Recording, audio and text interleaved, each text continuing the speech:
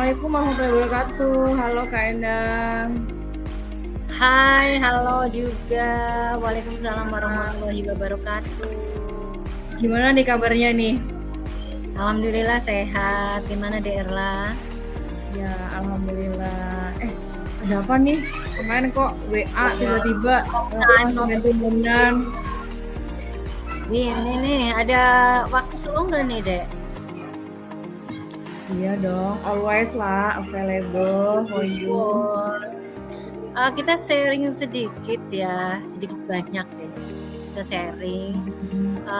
Spesial nih, aku tuh untuk kelas aku nih ketika pembelajaran kelas 8 Gimana? Ya, ketika pembelajaran kelas-kelas yang unggulan tuh, kelas pilihan ya. Dari kemampuan ini termasuknya dibanding kelas yang lain, ini udah masuk kelas yang bagus gitu. Kelas unggulan ya? Iya, dibanding yang kelas lain. Ini karena kurikulum merdeka kan nggak ada kelas-kelas unggulan ya, sama ya kelas itu. Begitu ya deh. Oke, tapi di kelas ini tuh istimewa gitu, kreatif banget anak-anak. Jadi kreatifnya tuh kayak apa? Kreativitas tingginya itu ada 2 anak nih, anak laki-laki nih yang punya kreativitas dan selalu gerak. Dan yang dominan itu 1 anak.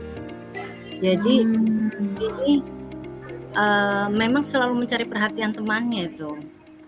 Begitu ya. Mencari perhatian temannya, kemudian ketika sesaat guru menjelaskan materi di slide atau materi yang ditayangkan, pasti anak tersebut pasti jalan-jalan di kelas. Nah, akhirnya kan pada tertawa tuh, lucu, akhirnya mengundang rame gitu. Oke, jadi rame ya, anak ini bisa bikin rame teman-teman sekelasnya ya. Iya. Nah, oke. Hal itu tentu membuat kelasnya tadi nggak nyaman gitu ya, karena kalau belajar jadinya nggak fokus gitu. Oke, siap deh. Kira-kira nih dari obrolan kita siang ini tuh apa sih harapannya dari Kak Endang?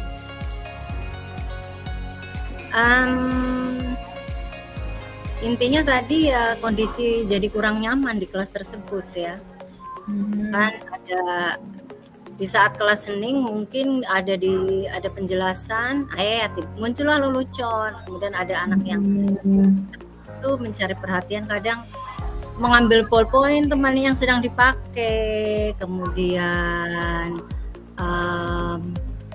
jalan-jalan di dalam kelas, kadang juga meledek temannya. Nah, kemudian sesaat bisa duduk kembali, tapi di saat duduk pun tetap mungkin ada kursi yang digoyang-goyang, terus tangan goyang-goyang kursi yang sebelahnya atau yang depannya, seperti itu. Kalau ini nih Kak, kalau dari skala 1 sampai 10 nih ya, kondisi idealnya itu kan 10 nih. Kalau menurut Kak Endang tuh anak-anak di kelas Kak Endang tuh ada di posisi berapa? Kalau dilihat sih ada di posisi 8 ya. Posisi 8 ya. Sekarang ini di posisi 8 ya. Oke. Jadi harapannya bisa naik ke posisi berapa nih? Kalau dari 8 ya setidaknya bisa ke 9 lah, kalau 10 terlalu tinggi. 9 ya. Jadi posisi 9 ya. Kira-kira karena anak-anak tadi kurang nyaman gitu ya, karena ada 2 anak yang kreativitasnya sangat tinggi gitu ya, nggak mau diem gitu. Gimana untuk mengatasi hal seperti itu menurut Endang kira-kira? Ya pertama sih sudah dicoba ya. Coba dengan kita teknik stop dulu. Coba dengan teknik stop. Kemudian setelah beberapa menit masih seperti itu, kita ke ice breaking yuk. Nah, kita coba ke ice breaking. Dan ada juga kita yang menuliskan emotik di kertas. Bagaimana sih perasaan sekarang itu anak-anak itu kalau apa itu istilahnya sharing emosi. Mindfulness ya. Mindfulness, oke. Mindfulness, oke. Iya, berarti rencananya memang Kak Endang mau mengadakan ice baking juga di kelasnya ya besok ya? Betul. Nah, ini udah bagus banget nih. Maksudnya gini, kalau ice baking itu kan memang bisa untuk membuat anak-anak kembali fokus gitu ya. Ya, apalagi kalau untuk anak-anak yang tadi aktif gitu ya, karena kayaknya dia terlihat gaya belajarnya kayaknya kinestetik deh, makanya perlu banyak gerak gitu ya, begitu ya. Iya, right. Nah itu nice idea itu nih. Terus boleh tanya lagi nggak, biasanya kalau dalam pembelajaran itu pakai apa aja sih Kak? Kalau selama ini sih kita tetap kepada tayangan slide ya. Jadi kita ada tayangan slide, kemudian dilengkapi dengan LKPD, kemudian ada kolaborasi kerja kelompok juga. Ini tuh udah keren banget tuh. Anak bisa bereksplor, bisa berekspresi untuk dalam kelompok masing-masing untuk pemahaman. Oke, iya, itu udah keren banget. Nah, kira-kira nih untuk kegiatan ice breaking-nya itu tadi ya, yang biar anak bisa kembali fokus tuh, mau dilakukannya itu kapan Kak? Kalau ice breaking itu pasti setiap pertemuan ya. Jadi waktu pembelajaran setiap pertemuan pasti ada ice breaking. Nah, tergantung ketika ice breaking dilakukan itu di awal jelas kita buat semangat dulu, kemudian bisa semangat itu pertama dengan emotik dulu ya, perasaan anak-anak pagi atau ketika siang, rasa atau rasa seperti apa saat jam-jam yang ngantuk. Nah kemudian kalau ice breaking seringnya ketika tadi terjadi sesuatu hal yang mungkin ada kreativitas anak yang tidak bisa dikendalikan oleh saya khususnya ketika proses. Ya. Kira-kira untuk melakukan itu apa aja sih yang harus disiapin Kak untuk bikin ice breaking yang seru gitu? Referensi otomatis ya. Kita harus bereferensi breaking. Kemudian kadang saya juga melibatkan kolaborasi dengan teman CGP yang punya referensi. Referensinya. Yang pertama mau cari referensi ice breaking yang seru dulu gitu ya. Kira-kira mau melibatkan siapa aja nih berarti? Otomatis kalau untuk melibatkan kerjasama dengan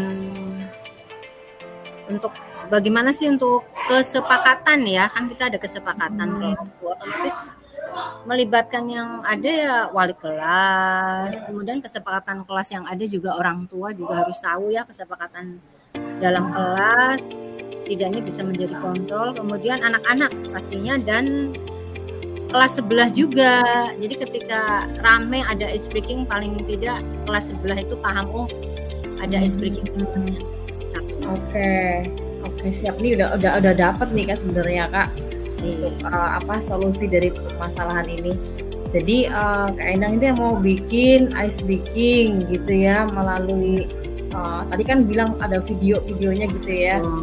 Itu bisa kasih ke siswa supaya siswa bisa fokus lagi ke pelajarannya kayak gitu ya. Betul. Nah, kira-kira bagaimana memastikan ini bisa berjalan nih? Ada komitmen ya. Komitmen dengan untuk memastikan otomatis kan terus ada komitmen yang harus capai. Gimana sih itu? Ya jenjang dengan proses waktu. Oke, ya siap. Kira-kira nih kapan nih mau mempraktekkan ini dan bisa melihat progresnya nih? Kira-kira nanti bisa dilihat berapa? Ya untuk proses awal saya coba di 2 minggu dulu ya, 2 minggu awal ya. Coba kita aplikasikan rencana yang tadi tuh ice breaking, kemudian ada mindfulness. Oke, berarti 2 minggu ke depan minggu ke depan nanti bisa terlihat apa enggak gitu progresnya ya. Besok kita ngobrol-ngobrol lagi gitu ya. Oke, iya nih berarti udah dapet nih nanti solusi untuk permasalahan dari Kak Endang ini ya. Mau praktek ice baking sama mindfulness gitu ya Kak ya. Iya, oke. Gimana perasaannya sekarang? Lega, plong ya. Udah ada teman untuk berpikir, ada teman sharing nih. Jadi terima kasih sekali nih Dikela saran motivasinya nih. Jadi bukan solusi, penguatan yang jelas pencerahannya nih. Jadi dapat insight-nya lah ya. Insight-nya betul banget. Nah, clue-nya di situ udah dapet. Ya, oke. Semoga sukses ya besok ya untuk mempraktekkan ice baking-nya. Oke, siap, semangat. Terima kasih. Oke, tunggu loh cerita selanjutnya. Oke. Siap, terima kasih. Ya. Sudah? Ayo kita masuk ke alur Tirta Coaching kita tutup dulu ya. Ditutup dulu ya. Sesi pertama ditutup dulu, silakan. Ya, kalau udah kita lanjut ke sesi yang kedua ya. Oke. Ya, sekarang gantian Endang jadi coachnya, aku jadi coaching nih. Oke, siap. Terima kasih atas kesempatannya. Halo, assalamualaikum. Gimana deh kabarnya? Waalaikumsalam. Alhamdulillah nih. Alhamdulillah sekarang baik sih, tapi ya agak sedikit galau gitu. Boleh kan ngobrol-ngobrol dikit nih? Halo, nge-lag tuh kan. Aku butuh piye gini kene.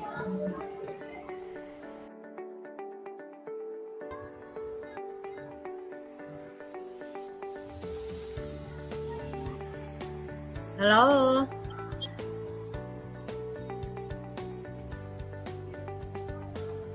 Ya, halo. Aku nge-lag nih. Halo. Masih terdengar? Iya, iya. Mohon maaf nih sinyalnya nih. Ya, betul. Aku tadi nge-freeze gambarnya. Ya Allah. Ya, oke. Ya udah nggak apa-apa. Yuk, lanjut yuk. Ya, kita lanjut ke berikutnya.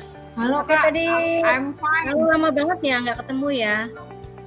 Iya nih, jadinya aku tiba-tiba inget gitu, ada Kak Endang yang selalu inspiring nih. Pengen dong minta waktunya buat ngobrol-ngobrol gitu. Aduh. Ada waktu ya buat ngobrol ya? Making inspire. Oke, dengan senang hati. Ada apa nih tumben nih? Oh iya, oke. Ya, halo Kak. Jadi gini nih, aku mau sharing tentang kasus di siswaku. Ya, kedengeran suaraku? Ya.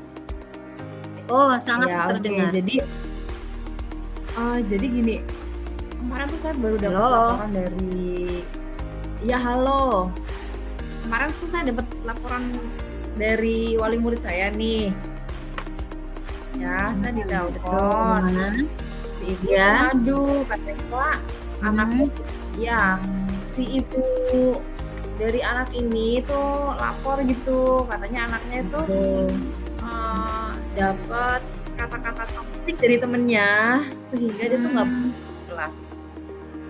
Dia nggak nyaman di kelasnya. Iya.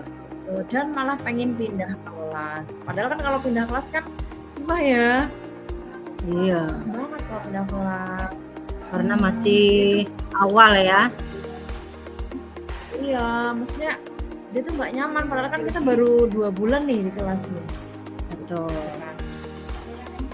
Dia udah nggak nyaman karena ada temennya yang ya bolehlah kalau dikatakan bullying kayak gitu ya. Jadi dia ngomong dengan kata-kata yang toksik gitu deh Kak. Iya. Mungkin tadi apa?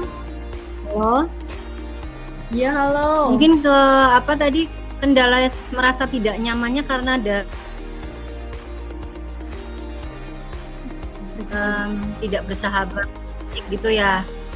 Iya, jadi Halo? saya ngomong apa-apa. Iya, halo. Tadi God. yang tadi merasa tidak nyamannya karena dapat atau sindiran dari teman-teman itu ya, atau bisa dibilang toksik gitu ya. Iya, betul. Jadi tuh males banget gitu kalau gaul sama teman-temannya, teman-teman yang toksik tadi gitu kan. Dan itu kan akan mengganggu ketika nanti ada misalnya nih belajar berkelompok, mengerjakan tugas berkelompok. Itu nggak mau sama teman yang ini gitu kan. Itu kan jadi bikin kondisi kelas nggak kondusif buat belajar. Iya kan. Terus gimana dong ya? Nah, kira-kira apa itu kendala seperti itu, harapan DRLA itu apa itu? Dengan kendala seperti itu, kemudian harapan dibutuhkan itu dengan kondisi tidak kondusif tadi ya. Aku sih pengennya gitu Kak, kelasnya tuh jadi nyaman gitu loh. Aku pengennya ya anak-anak kalau belajar tuh yo sesuai dengan instruksi gitu, nyaman belajarnya, nggak ada yang nggak mau untuk bekerja sama dengan anak ini karena anak ini toksik kayak gitu, nggak ada yang lagi seperti itu gitu loh. Jadi kelasnya nyaman buat belajar. Kalau dilihat dari permasalahan yang tadi, kira-kira masuk skala berapa itu deh? Kalau kita lihat ideal 1-10, yang dialami DRLA ini masuk di level berapa ini kira-kira? Ya, mungkin kalau di anak yang toksik tadi mungkin level 5 atau 6 gitu ya. Yang terlibat kasus bullying tadi. Tapi kalau yang lain mungkin udah ada di level 7 lah. Ya. Iya. Dan nantinya harapannya kemana ini? Mau di level berapa kira-kira? Ya harapannya paling nggak bisa di level 8 atau 9 gitu ya. Kalau 10 kayaknya sih terlalu sempurna gitu ya. 8 atau 9 aja deh gitu Kak. Iya, baiklah. Udah bagus banget loh Dek. Oke, untuk kira-kira